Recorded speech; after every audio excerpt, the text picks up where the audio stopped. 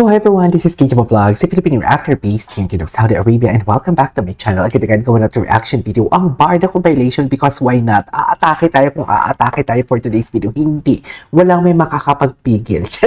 So I won't take any longer. I'm really excited to watch this. Without further ado, let's start this reaction video.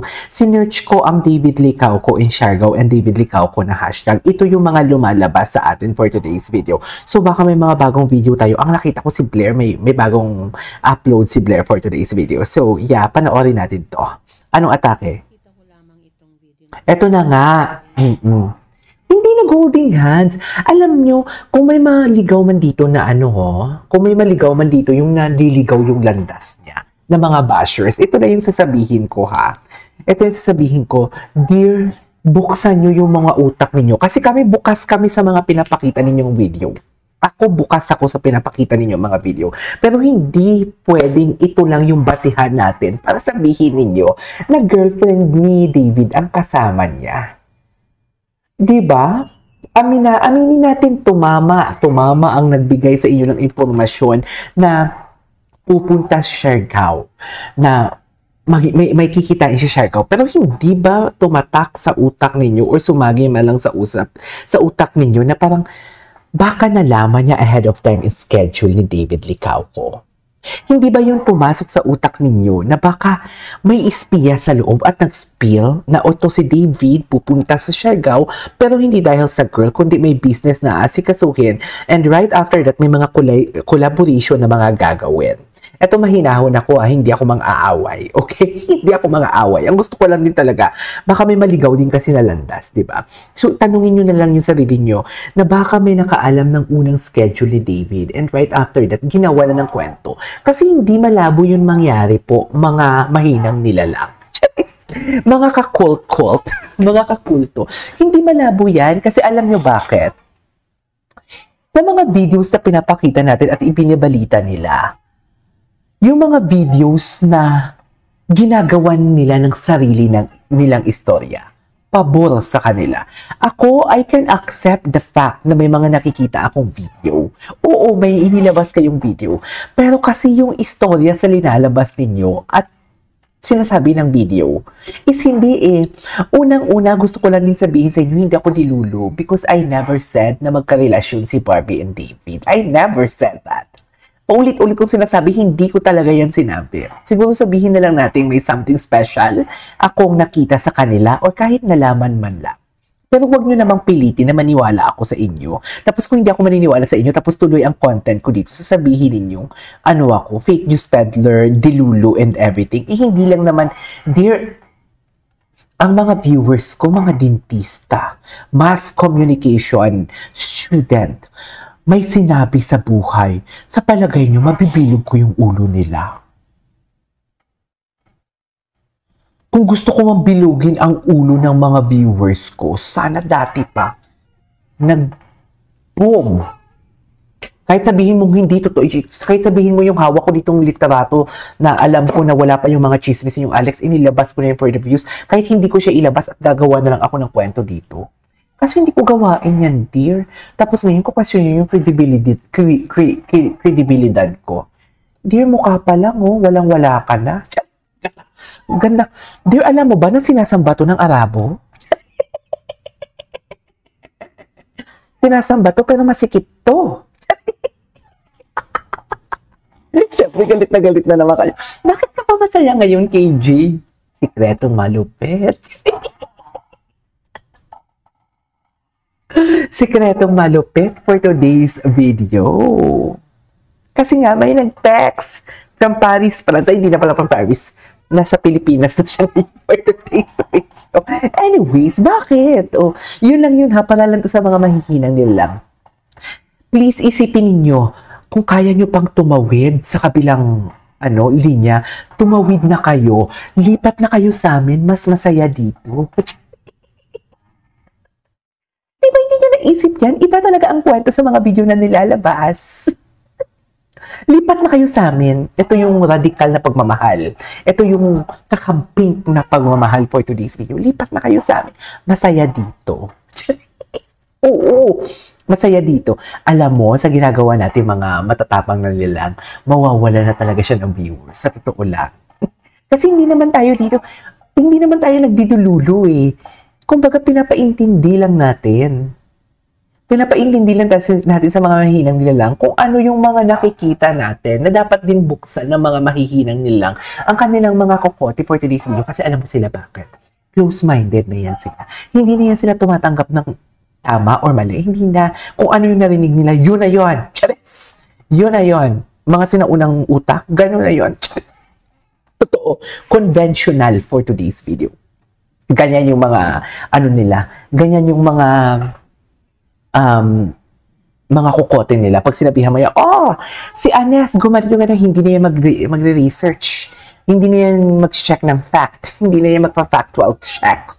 Kundi, i-chismis na din yan sa iba. Ayan, tapos virus yan sila, naglalaganap.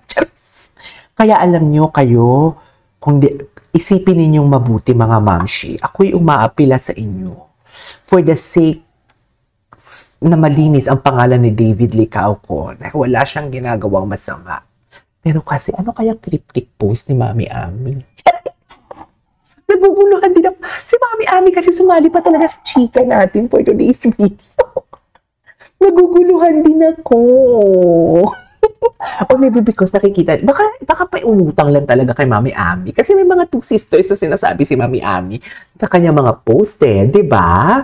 Baka naman kasi talaga hindi naman para kay David yun. Pero kasi napaka-timely naman Mami Ami. Well, bigyan natin ng benefit of the doubt. Wow! Bigyan natin ng benefit of the doubt si Mami Ami for today's video na hindi yun para kay David ang kanyang cryptic post for today's video.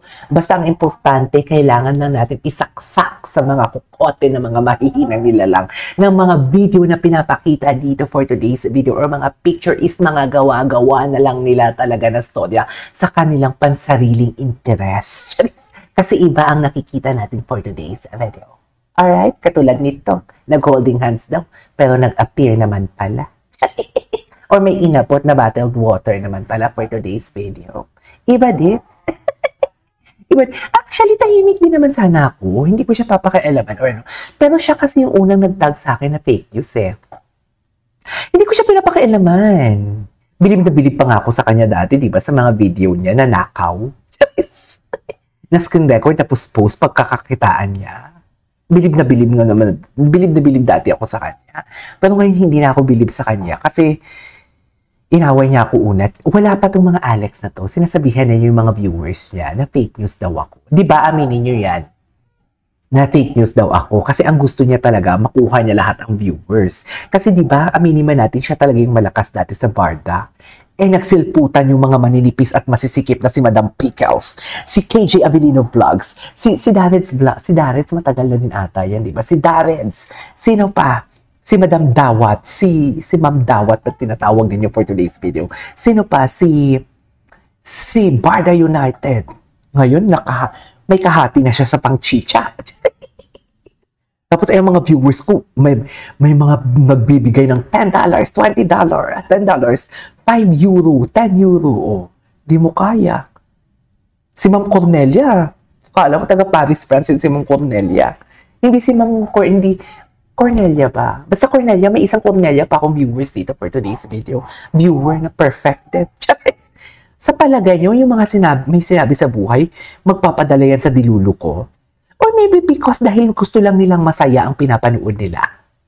Real talk yan ha. Sali na kayo sa amin, mga mahinang nilang.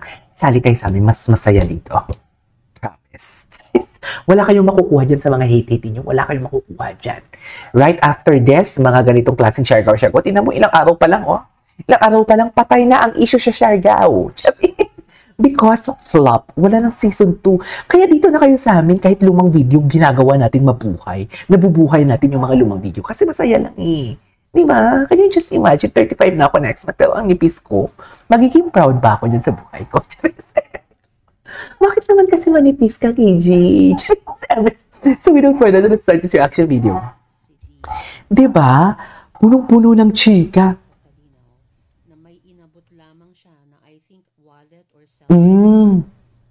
Diba po? Hindi naman po nag-holding hands. Siyempre, gagawa na naman nila ng chismis yan. Eh, bakit si Alex yung may, si Alex yung may bit-bit ng cellphone ni Kasi nga siya yung girlfriend. Ganun naman yung chika. Unahan na natin sila. Ganun yung chika nila. Bakit si Alex may bit-bit ng cellphone niya? Ano kung cellphone niya? Bakit si Alex may bit-bit ng ganito, ganyan. Kasi nakikita mo yung kapatid ni Alex na kiniklim nila kapatid nila. May skateboard na bit-bit. Nang nag-upisa ito gagawa ako ng kwento, nag-upisa na daw si David, naglalaro din yung kapatid ni Alex, yung naka-black na lalaki.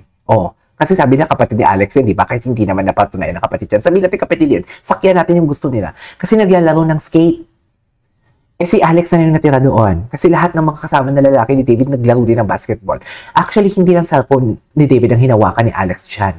Lahat ng cellphone ng mga kasama nila. Ano ngayon? Basag ka na naman. Bakla ka, mag-isip ka.